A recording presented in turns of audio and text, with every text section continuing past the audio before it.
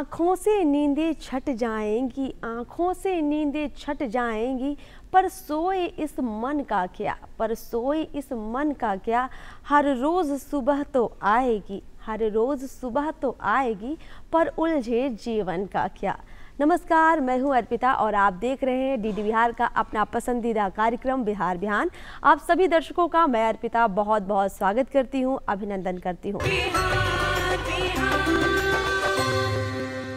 दर्शकों, जीवन क्या है? जीवन एक रंगमंच है, एक ऐसा रंगमंच जहां हम जिंदगी के बहुत सारे भावों को जीते हैं। कभी खुशी होती है तो कभी गम होता है, कभी अपनों के साथ हम बहुत मुस्कुराहट के साथ, हंसी मजाक के साथ समय बिताते हैं, तो कभी कभी पीड़ा में, दुख दर्द में उनके साथ खड़े होते हैं। हमारी ज़िंदगी के इन्हीं पहलुओं को अगर हम किसी मंच पर सीधे देख पाते हैं तो वो है थिएटर।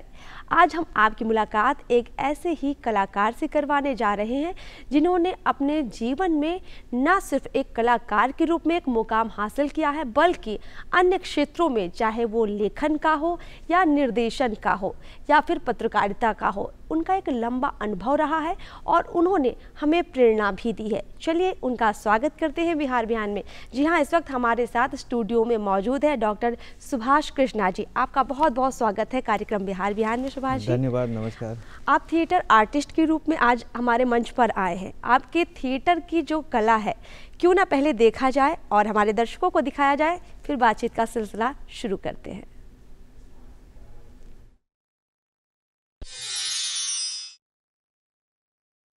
थोड़ा संभालना यार, मैं तो जैसे हूं ही नहीं, ऐसा लग रहा है कि कोई गोलमाल हुआ जा रहा है।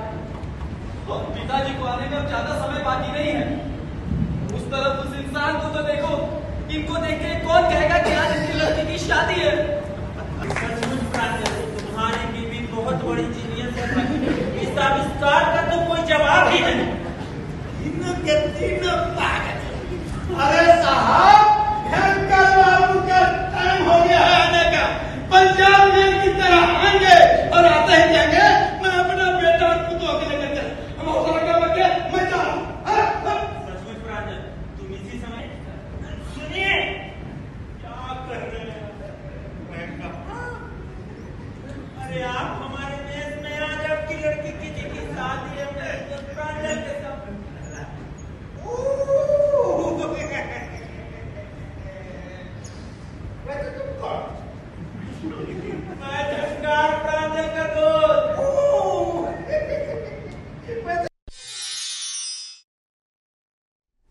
अभी हमने देखा क्लिप के माध्यम से कि आप मंच पर अपनी कला का प्रदर्शन कर रहे थे। देखिए सुभाष जी, थिएटर हर किसी के लिए अपनी नज़र में अलग तरह से होता है, उसके लिए अलग मायने होते हैं।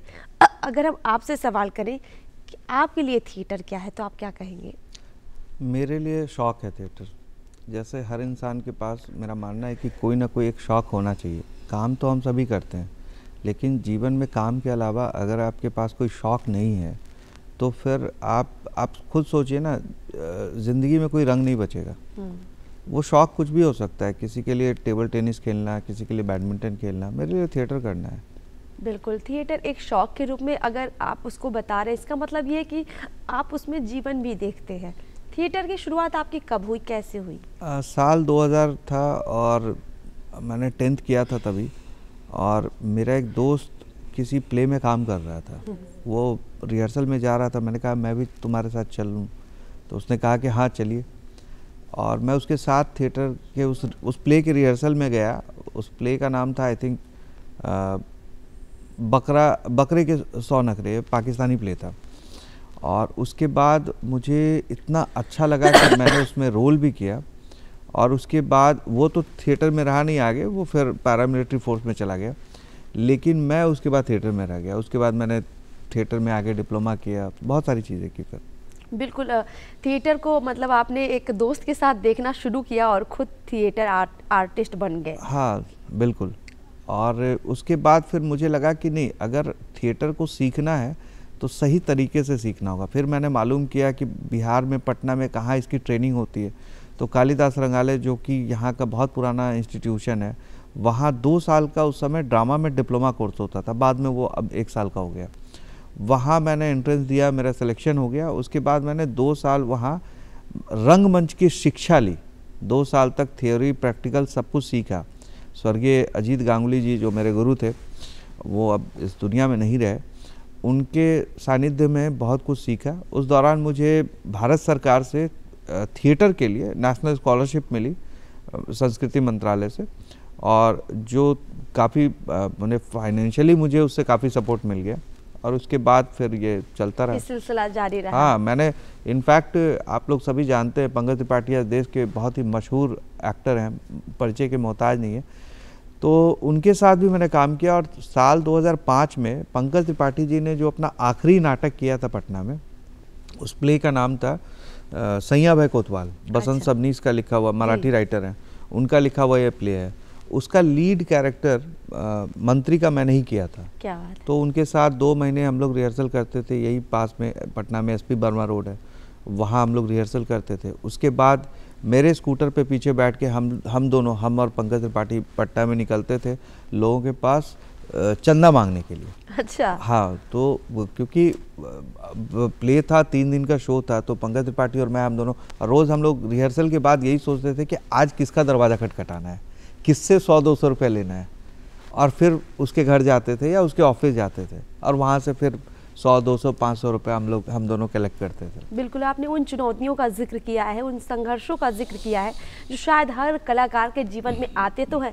कई लोग आगे बढ़ जाते हैं, इनको पार करते हुए कई कदम पीछे भी खींच लेते हैं, लेकिन आप आगे बढ़ते गए। आपने थिएटर के अलावा भी, हमने पता है कि आपने PhD भी किया है मास कम्युनिकेशन में, पत्रकारिता में। तो ये पढ़ाई के साथ साथ थिएटर कैसे मैनेज किया आपने? देखिए, थिएटर क्या है, आप थिएटर जब आप करते हैं तो आपके पास काफ़ी समय मिल जाता है। वो लोग जो कहते हैं कि मैं फुल टाइम थिएटर करता हूँ, फुल टाइम थिएटर जैसा कुछ नहीं होता है। थिएटर आप अगर कर रहे हैं तो रिहर्सल का जो समय है, चाहे आप कितना भी उसमें डूब जाएं, वो 2 से 3 घंटे ही होता है, इससे ज़्यादा नहीं होता है। हाँ, उसके अलावा अगर आप थिएटर से जुड़े पत्र पत्रिकाएँ पढ़ते हों, या कोई किताब पढ़ते हों, या नाटक पढ़ते हो, उसमें भी 1-2 घंटा जाए। इसके अलावा मैं सबसे यही कहता हूँ कि एजुकेशन आप पूरी करें, क्योंकि आगे जब आप, या तो अगर आप रंगकर्मी बनना चाहते हैं जीवन में कि मैं रंगकर्म से ही अपना घर चलाऊंगा, या आप एक्टिंग फील्ड में जाना चाहते हैं, दोनों जगह आगे चल के फिर वही एजुकेशन काम आना है। बिल्कुल। आप थिएटर के अलावा अन्य क्षेत्रों में भी कार्यरत हैं, और हम आगे भी चर्चा में आपसे जानेंगे, लेकिन पहले हम जानते हैं आपसे कि बिहार में आपने थिएटर देखा और खुद भी आप थिएटर करते रहे, तो आज की अगर स्थिति पर बात करें तो कितना आगे बढ़ा है हमारा थिएटर बिहार में? देखिए, 20 साल पहले और अब में बहुत बड़ा बदलाव आ गया है, और उसका सबसे बड़ा कारण ये है कि 20 साल पहले पेरेंट्स का सपोर्ट नहीं मिलता था थिएटर के लिए। किसी भी घर, मैं बड़ा लकी हूँ कि मेरे पेरेंट्स ने सपोर्ट किया। मेरे फादर अपने दोस्तों के बीच मेरे प्ले का टिकट बेचते थे, और लेकिन 99% पेरेंट्स का सपोर्ट 20 साल पहले नहीं मिलता था।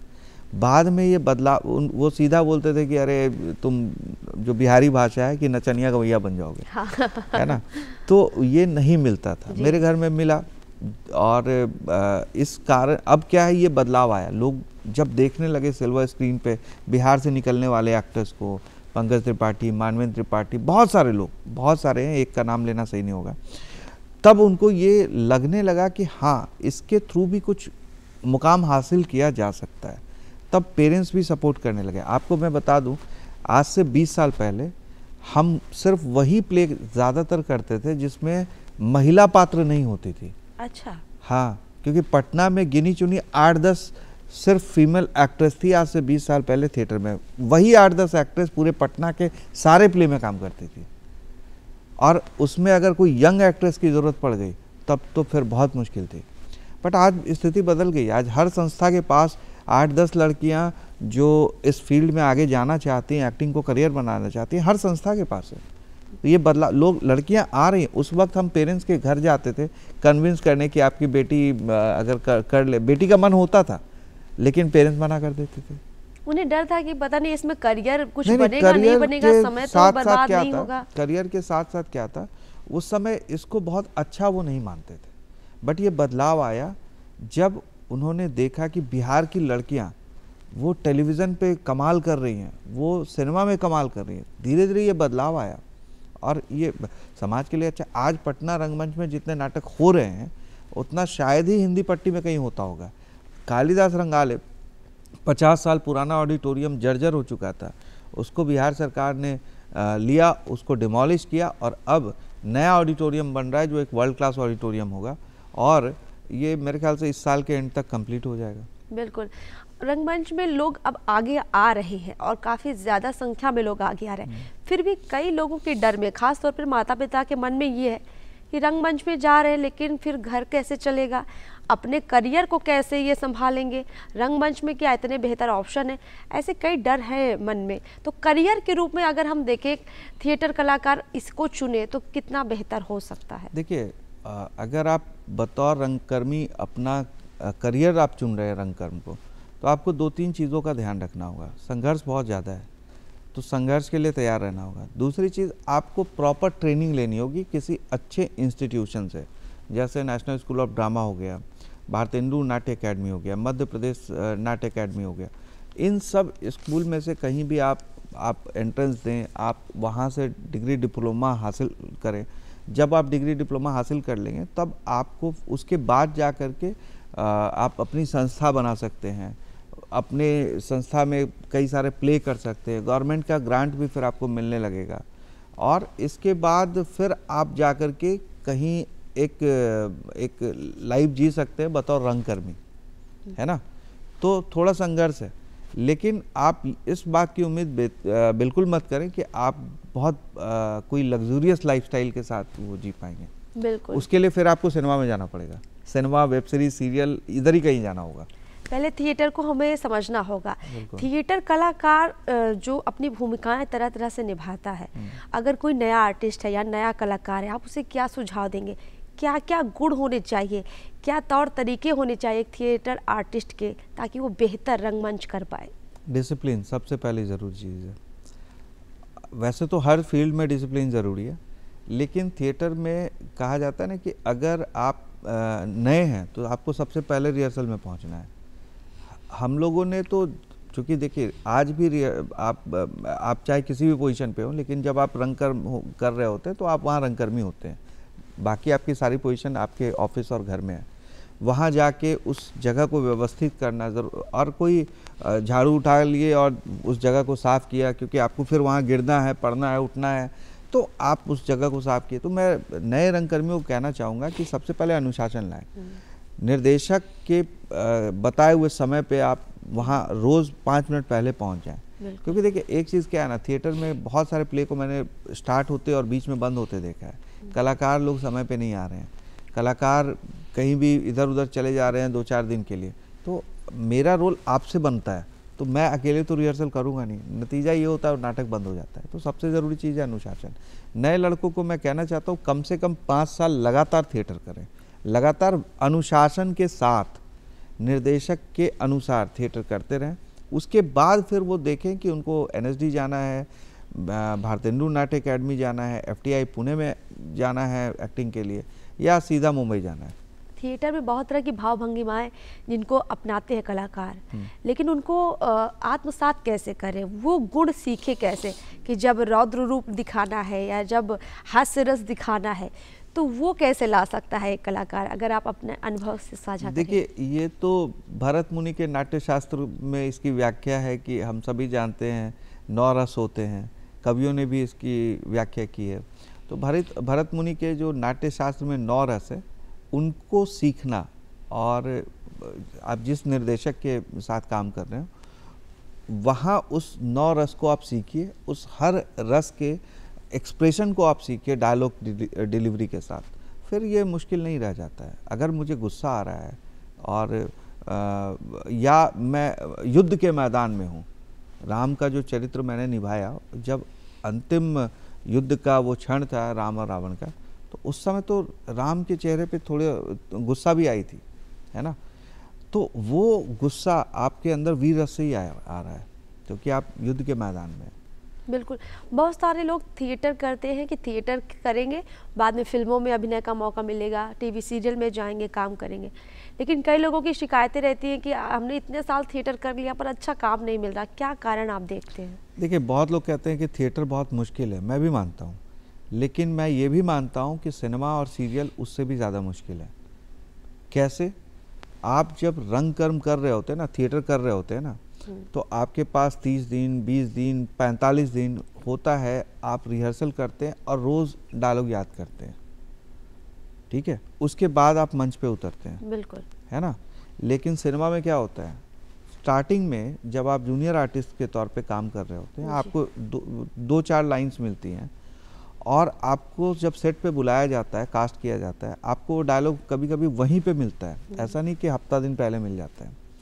और जब तक शॉट रेडी हो रहा होता है, आपको वो याद करना है और को एक्टर के साथ करना है। अगर आपने 4-5 टेक ले लिया तो समझ जाइए कि डायरेक्टर आपको अगले प्रोजेक्ट में कास्ट नहीं करेगा। तो ये बहुत बड़ा चैलेंज है। इसलिए मैं थिएटर आर्टिस्ट को कहना चाहता हूँ, जो लोग भी सिनेमा में जाने के उद्देश्य से थिएटर में आ रहे हैं, कि भैया आप डायलॉग याद करने की कला को सीख लें। और जूनियर आर्टिस्ट को इम्प्रोवाइज करने का परमिशन नहीं मिल पाता है। वो आप जब बड़े एक्टर बनते हैं तभी आप सेट पे इम्प्रोवाइज कर लेते हैं कि हाँ भाई मैं ये लाइन भूल गया, मैं थोड़ा इम्प्रोवाइज कर ले रहा हूँ। ये है। बिल्कुल, मतलब अगर आपको इसको आगे बढ़ाना है, थिएटर से आगे बढ़कर फिल्मों में जाना है या टीवी सीरियल में जाना है, तो अपनी याददाश्त को और मजबूत करना पड़ेगा। हाँ बिल्कुल, आपको याददाश्त, आप लाइंस पढ़ें और कोशिश करें कि उसको तुरंत हम याद कर लें।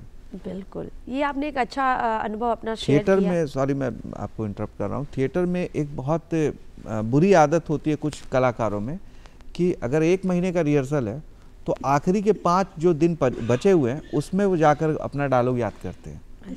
तो वही लोग जब बाद में बॉलीवुड में जाते हैं, वहाँ पे वो रिजेक्शन का उनको दंश झेलना पड़ता है। बिल्कुल, कहीं ना कहीं चाहे कोई भी कलाकार हो, जो उसके अंदर जो क्षमताएं हैं उनको विकसित करना ज़रूरी है, उनको आगे बढ़ाना ज़रूरी है। देखिए, आपने लेखन में भी काम किया है, आपने साथ साथ निर्देशन भी किया है। एक थिएटर आर्टिस्ट के रूप में इतने सारे मंचों पर आप जब पहुँचे तो उसका एक आपका अनुभव ज़रूर होगा। हम चाहेंगे कुछ शेयर कीजिए, कैसे आप बढ़ते गए और आपने इतना कुछ कर लिया। देखिए, जब आप थिएटर में आते हैं तो शुरुआत हर थिएटर आर्टिस्ट की बतौर एक्टर ही होती है। एक्टिंग के बाद जब आपको लगता है कि नहीं इस चीज़ को इस तरीके से करना चाहिए, तो धीरे धीरे एक्टर ही बाद में डायरेक्टर बनते हैं। और जब अगर आपके अंदर वोकैबुलरी है तो आप फिर लिखना भी शुरू करते हैं, कल्पनाशील हैं अगर आप, तो फिर आप लिखना शुरू करते हैं। तो फिर धीरे धीरे करके मैंने लेखन भी शुरू कर दिया।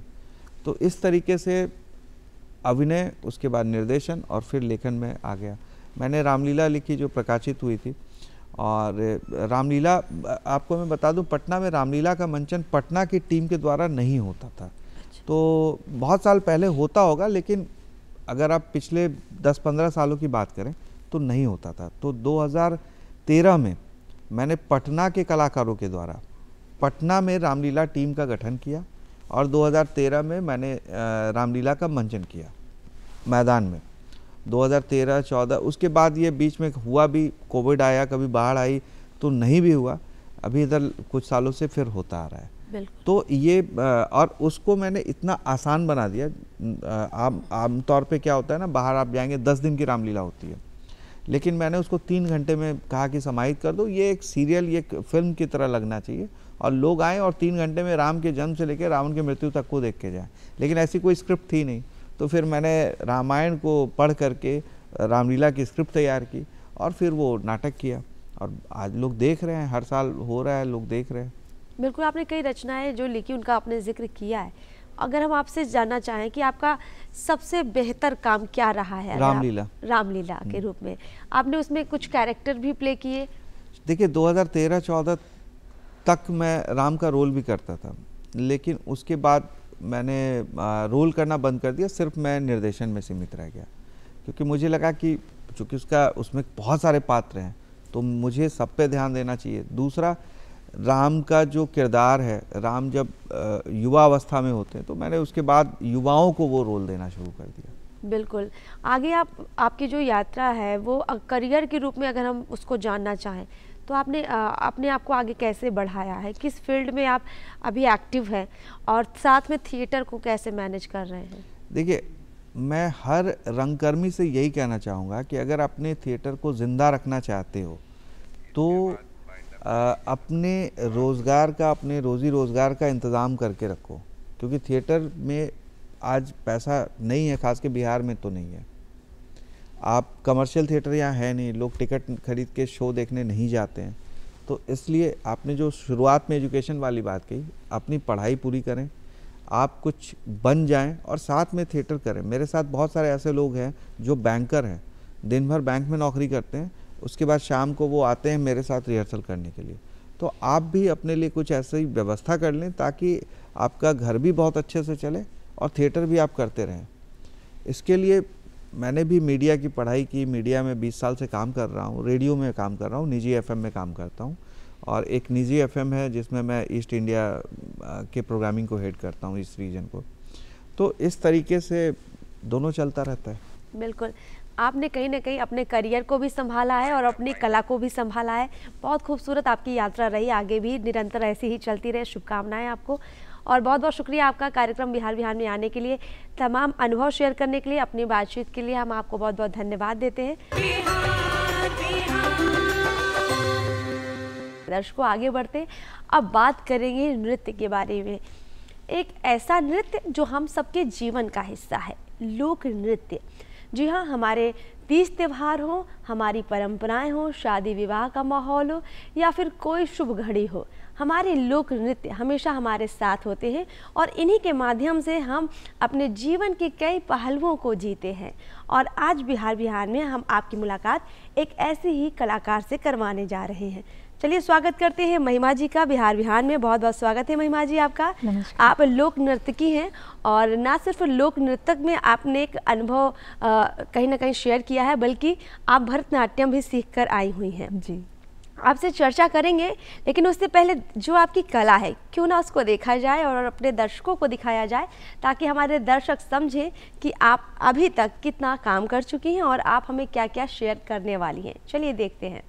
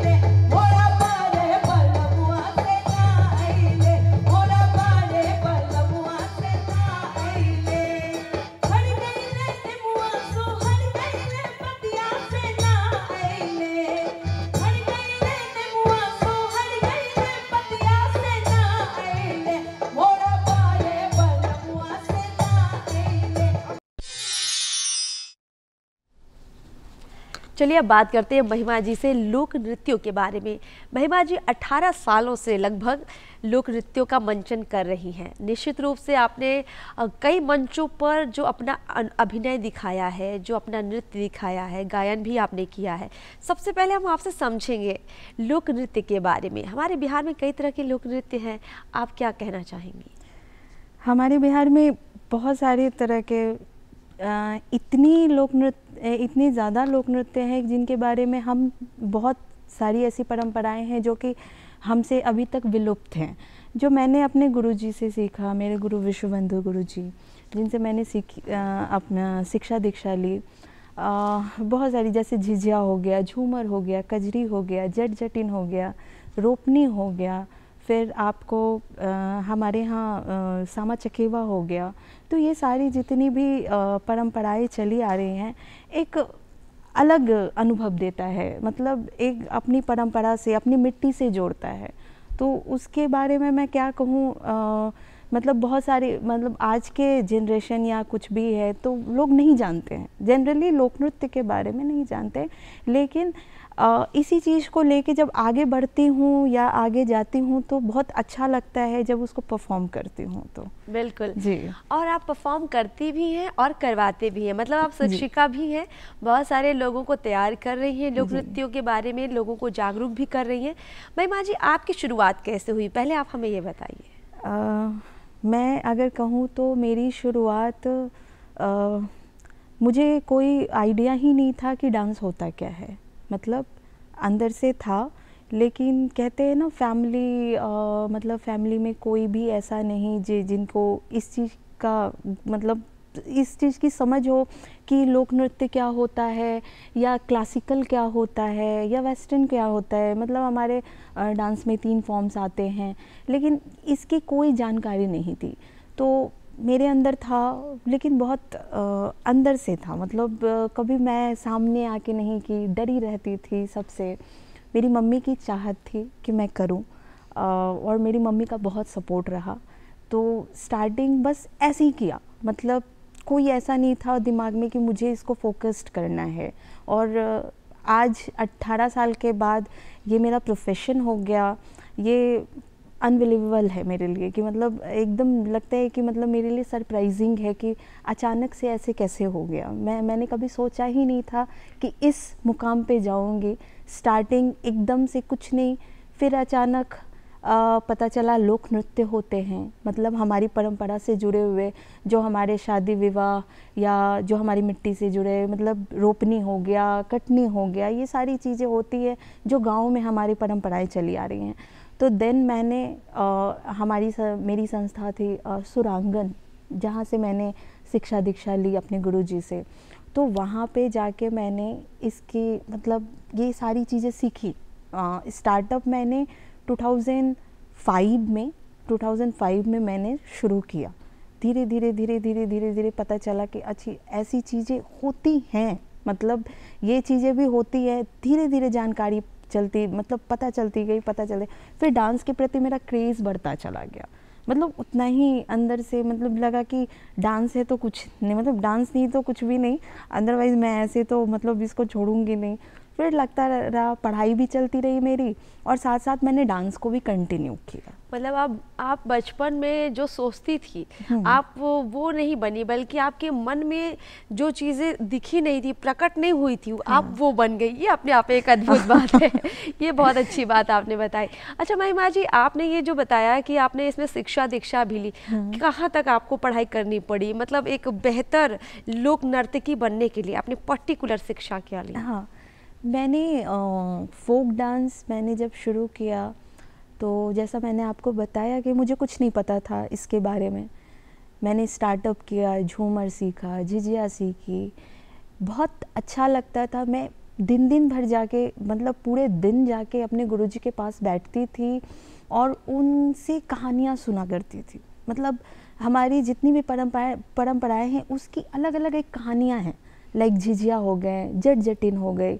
मतलब आप सुनेंगे तो आपको लगे कि अच्छा ऐसी भी कहानियाँ हुआ करती थी, और वो गुरुजी मुझे बताते थे और मैं इंटरेस्ट के साथ सुनती थी कि ऐसी चीज़ें हैं क्या, मतलब सीरियसली, मतलब ऐसा होता था गांव में। कहने का मतलब ये है कि जितने भी हमारे लोक नृत्य हैं उनके पीछे एक कहानी है, और उन कहानियों को जीवंत रूप देते हुए, उनको नृत्य के रूप में प्रस्तुत करते हुए तमाम मंचों पर आपने काम किया है।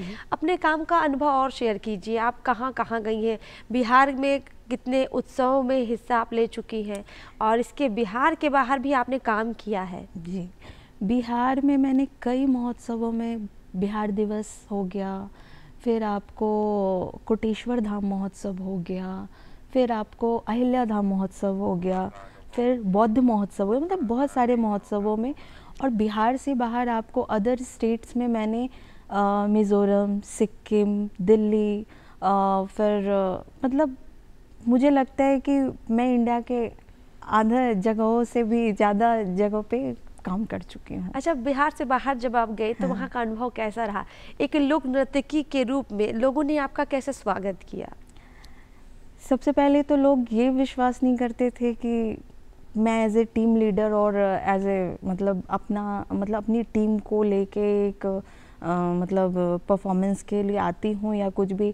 लोग ये समझते थे कि अच्छा मैं भी एक डांसर हूँ और मेरे भी ऊपर कोई एज ए टीम लीडर होंगे। बहुत मतलब 6 साल पहले मैंने इसकी शुरुआत करी। मैंने खुद का एक ऑर्गेनाइजेशन डेवलप किया और उसके थ्रू मैं काम करती हूँ। मेरे अंडर में बहुत सारे बच्चे हैं जो कि काम करते हैं, साथ में मेरे साथ जाके अलग अलग जगहों पे परफॉर्मेंस देते हैं। तो जो बाहर जाती हूँ तो बहुत प्राउड फील होता है जब बड़े बड़े मंचों पे मैंने काम किया, लाइक RSM, फिर मैंने आपको मिज़ोरम जैसे जगह पे, सिक्किम जैसे जगहों पे जाके बिहार की जब संस्कृति को दिखाया तो वो लोग भी कहीं ना कहीं से वो सरप्राइज्ड होते हैं कि अच्छा बिहार की ऐसी संस्कृति है। बोले कि हाँ ऐसी, बहुत खूबसूरत लगता है, मतलब इतनी तारीफ़ मिलती है। मैं सच बताती हूँ, मैं दिल से बताती हूँ, मुझे बिहारी होने पे प्राउड फील होता है। क्या बात है। बिहार की कला, बिहार की संस्कृति, परंपराओं को आप अलग अलग राज्यों में लेकर गई। अच्छा, वहाँ के लोगों का रिस्पांस कैसा रहा? जैसे आपने बताया कि आसाम, मिज़ोरम भी आप गई, वहाँ के भी अपने लोक नृत्य हैं, काफ़ी प्रचलित लोक नृत्य वहाँ के भी हैं। तो बिहार और यहाँ का जब आपने साथ में मंचन किया तो कैसे लोगों ने रिस्पॉन्स किया? लोग कैसे स्वीकार कर रहे थे आपको? लोग बहुत अच्छा रिस्पॉन्स देते हैं, मैं सीरियसली बताती हूँ। मतलब बाहर के लोग इतना पसंद करेंगे आपको और उनका बिहेवियर इतना अच्छा होता है, इतना फ्रेंडली होता है हमारे साथ। लाइक असम हो गया या सिक्किम हो गया, नागालैंड, मैं नागालैंड 2 बार गई हूँ। तो वहाँ तो और लोगों को नहीं समझ में आता है क्या गा रहे हैं क्या नहीं गा रहे हैं, लेकिन उन्हें म्यूज़िक इतनी पसंद है। मैं खुद गाती भी हूँ उसी मतलब जितने भी झिझिया, झूमर, कजरी, छठ पूजा जो भी होते हैं तो वो लाइव हमारा परफॉर्मेंस होता मतलब है। भाषा भले समझ ना आए, भाव पकड़ लेती है। और दर्शक भी आपके जो अलग अलग स्टेट में जहाँ थोड़ा भाषा का बैरियर है कि थोड़ा नहीं समझ पा रहे हैं, लेकिन भाव लोग पकड़ते भी हैं और प्यार भी देते हैं। बहुत अच्छा। महिमा जी, आपने बताया आप गाती भी हैं और हमें भी मालूम है, तो क्या मतलब किस तरह के गायन में आपकी रुचि रही है? क्या क्या गाती रही है? लोक गायन गाकर अगर आप कुछ सुनाएं हमारे दर्शकों को, अगर अभी आपकी कोई तैयारी है। ज़रूर ज़रूर जी। जनरली मैं झिझिया, झूमर, कजरी और छठ पूजा, मतलब छठ पूजा में जनरली ये होता है कि मैं खुद परफॉर्म करती हूँ और माइक लगा के मैं डायरेक्ट परफॉर्म भी करती हूँ और बहुत तारीफ़ मिली है आज तक। तो मैं एक छठ का थोड़ा सा ज़रूर मैं सुनाना चाहूँगी। आठ ही काठ के कोठरिया हो दीनानाथ, रूपे छाने लागल केवा, ताही ऊपर चढ़ी सुतले हो दीनानाथ, बांझिन के बरुआ धैले ठार, चादरा घारी जब देखले हो दीनानाथ, कौन संकट परला हमार, चादरा घारी जब देखले हो दीनानाथ, कौन संकट परला हमार। क्या बात है, बहुत खूब। यानी गायन में भी आपने महारत हासिल कर रखी है, लोक नर्तकी भी हैं आप बहुत सारे बच्चों को सिखाती भी हैं। उसके बारे में बताइए जी, जो लोक नृत्यक बनना चाहते हैं, नर्तकी बनना चाहते हैं, बहुत सारी लड़कियां हैं इसमें अपना करियर भी देखती हैं, उनके लिए आप क्या कहना चाहेंगी, उनको कैसे सीखना चाहिए?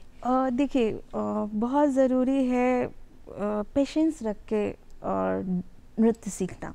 और अभी थोड़ी परेशानी होती है अभी के बच्चों में, लेकिन मेरा ये कहना है कि आप जब तक थोड़ा सा संघर्ष नहीं करेंगे, जब तक इन चीज़ों में हमने 18 साल दिया और 18 साल से हम इन चीज़ों को करते आ रहे हैं, तो आपको भी, आपका भी, आज के बच्चों को बस यही कहना चाहती हूँ कि उनका भी यही बनता है कि थोड़ा टाइम दीजिए, कम से कम 2 से 3 साल दीजिए। मैं खुद स्कॉलरशिप होल्डर भी हूँ, मुझे स्कॉलरशिप भी मिला है लोक नृत्य से, तो इसमें करियर है, इसमें आप आगे बढ़ सकते हैं। जैसा कि मैंने कहा कि मुझे नहीं पता था कि मैं इतने आगे तक जाऊंगी इस फील्ड में और मेरा एक करियर बनेगा, लेकिन आज ये सरप्राइजिंग है कि मेरे लिए कि मेरा एक करियर बना, मैंने एक अपनी पहचान बनाई एक जगह। और बहुत अच्छा लगता है, आप बिलीव नहीं करेंगे कि जब मैं बाहर जाती हूँ, बाहर में सारे लोग यही कहते हैं कि बिहार से, मतलब